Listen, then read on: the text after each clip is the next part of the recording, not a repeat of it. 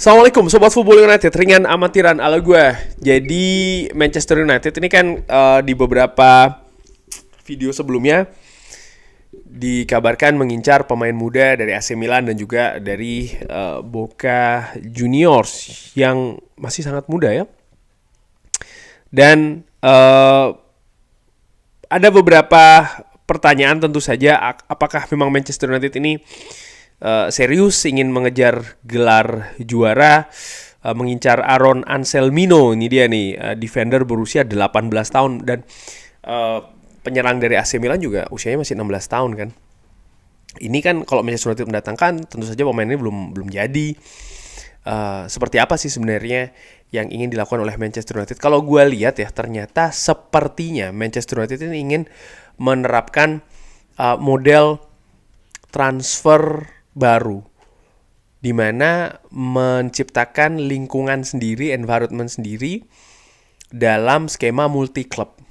Nah, skema multi club ini dengan masuknya Ineos ini menjadi sebuah kemungkinan di Manchester United. Seperti kita ketahui, Ineos ini kan sudah punya Lausanne dan juga OGC Nice di Ligue 1. Manchester City dengan City Football Group-nya banyak sekali ya klub di sana. Liverpool dikabarkan juga pemiliknya ini sedang ingin membeli klub baru ya, dengan pemilikan yang sama. Lalu Chelsea dengan Strasbourg, kabarnya demikian. Nah, multi klub ini memungkinkan, dengan adanya multi klub ini memungkinkan, contoh Manchester United ini mengontrak pemain muda potensial yang ketika berada di Eropa mungkin tidak langsung di Manchester United, mungkin akan ke OGC Nice dulu, mungkin ke Lausanne dulu.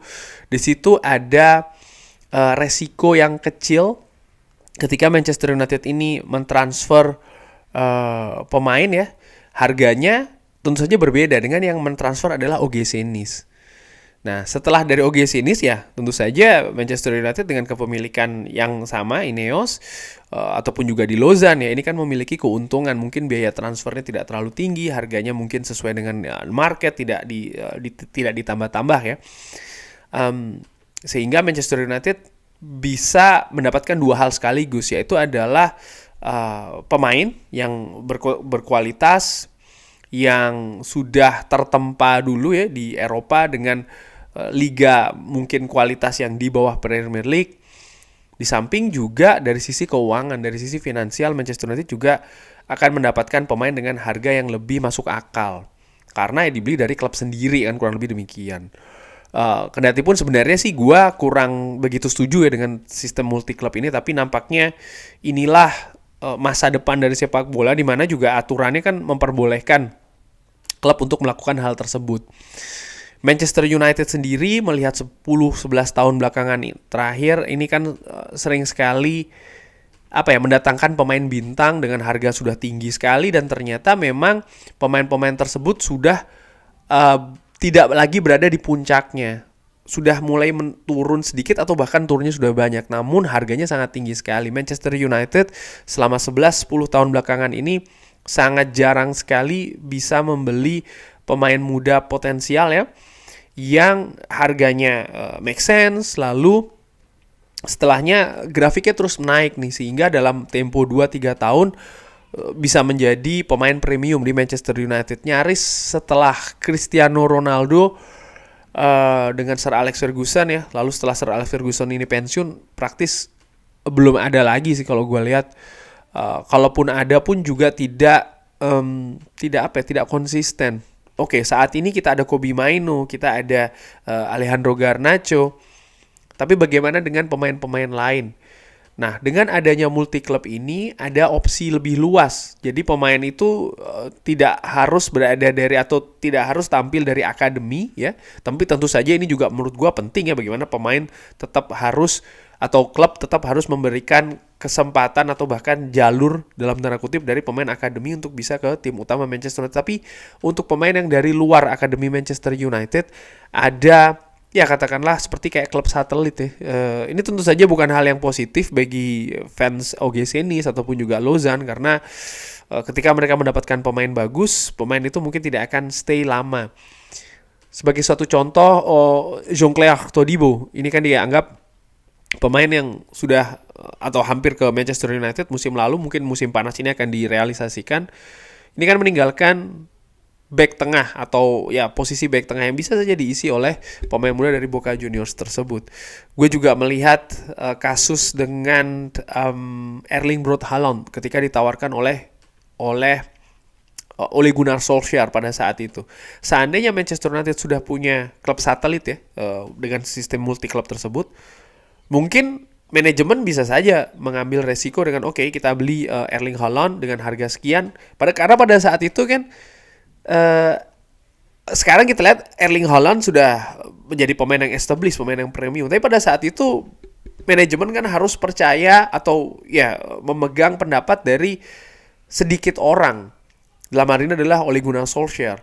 Dengan ada resiko apakah memang betul atau tidak. Sementara investasi juga sangat tinggi. Nah, kalau seandainya Manchester United sudah punya klub satelit di sistem multi klub ini, bisa dititipkan dulu di sana kan.